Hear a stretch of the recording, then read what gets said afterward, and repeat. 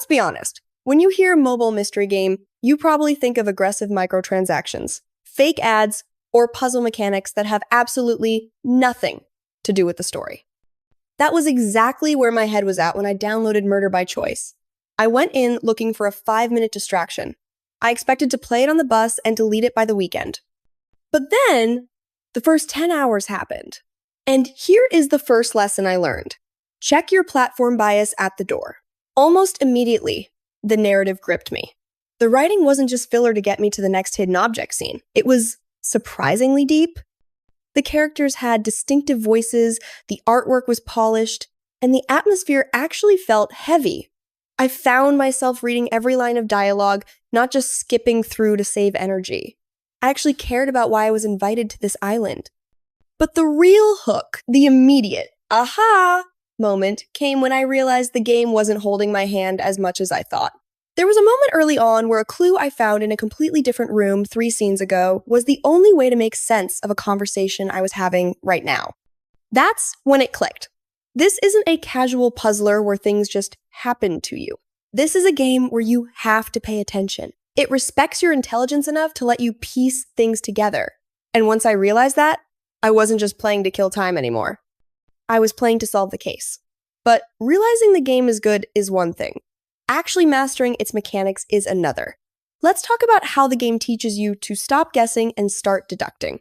When I first started playing, my strategy was, let's call it brute force. I was treating the investigation scenes like a frantic game of whack-a-mole. If I tap everything, eventually I'll find the clue, right?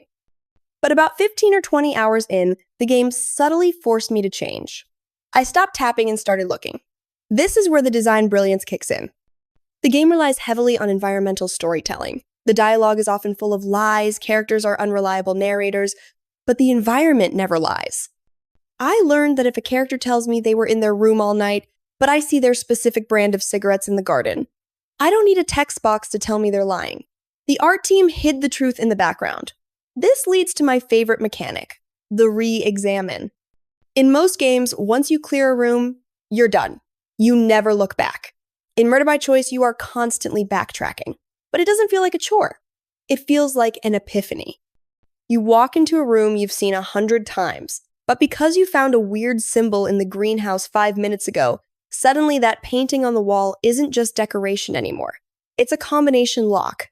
That feeling, that shift from this is just background art to this is a crucial piece of evidence, that is the dopamine hit that kept me playing for 100 hours. But clues are only half the puzzle. A murder mystery is nothing without suspects. And let me tell you, this island is full of people I absolutely do not trust. In a bad mystery game, characters are just vending machines. You put in a clue, and they dispense a plot point. In Murder by Choice, the characters are the puzzle. This was the third big lesson I learned.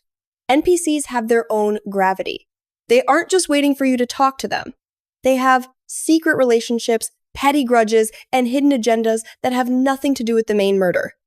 There were so many times where I thought I had a gotcha moment, only to realize the character wasn't lying because they were the killer. They were lying because they were embarrassed about a secret affair, or trying to protect a family member. Navigating these alliances became a game within the game. I found myself genuinely stressing over dialogue choices. Do I press them for answers and risk them shutting down? Or do I play nice and hope they slip up later? The game did a great job of making me feel frustration, which just made me want to solve the mystery faster to prove them wrong. So we have a great hook, deep mechanics, and complex characters. But 100 hours is a long time for a mobile game. How did it keep me from burning out? Now, let's address the elephant in the room. Most mobile games hit a wall around hour 10. You run out of content, or the paywall gets too high, and you quit. So, how did Murder by Choice hold me hostage for 100 hours? Honest answer? Pacing. The game is designed less like a movie and more like a TV show that you watch one episode of every day. Sure, the energy system can be frustrating when you want to binge, but weirdly, it helped the immersion. I'd play a bit in the morning, uncover a shocking clue, and then I'd have to wait. That downtime meant I spent my actual day thinking about the game. I'd be making coffee wondering, Why did the Admiral lie about the boat? By the time I logged back in, I wasn't just grinding for XP. I was desperate for answers. And the game rewards that patience. There are aha moments that didn't trigger for me until I was 50 or 60 hours deep.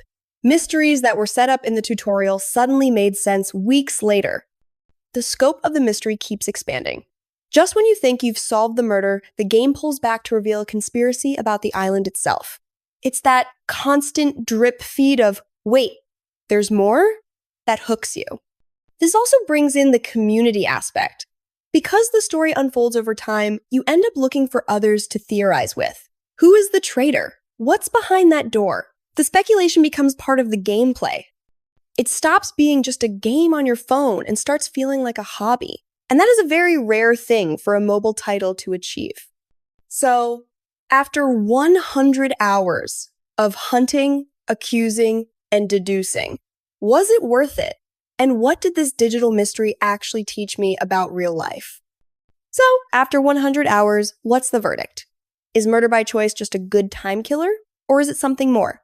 Honestly, it's a mental gym. We usually play mobile games to turn our brains off. This game forced me to turn mine on. The biggest unexpected lesson I took away was active observation. After weeks of scanning pixels for out-of-place objects, I found myself doing it in real life. Noticing details I usually ignore. Paying closer attention to what people don't say in conversations, it taught me patience. It taught me that the obvious answer is usually a trap. And most importantly, it taught me to trust my gut when a situation or a person feels off. For a long time, mobile narrative was a dirty word in gaming. Murder by choice breaks that stigma. It proves that a phone game can have world building, character arcs, and mystery mechanics that rival full PC adventure games. If you have the patience for the energy bars and you love a good whodunit, this is a must play. It sets a new standard for what we should expect from the genre. I want to hear from you guys. If you've played it, who is the one suspect you swear is guilty? And if you haven't played it, are you going to give it a shot? Let me know in the comments below. If you enjoyed this deep dive, hit that like button. It really helps the channel, and subscribe for more mystery decoding. I've got a lot more cases to crack. Stay sharp, detectives. I'll see you in the next one.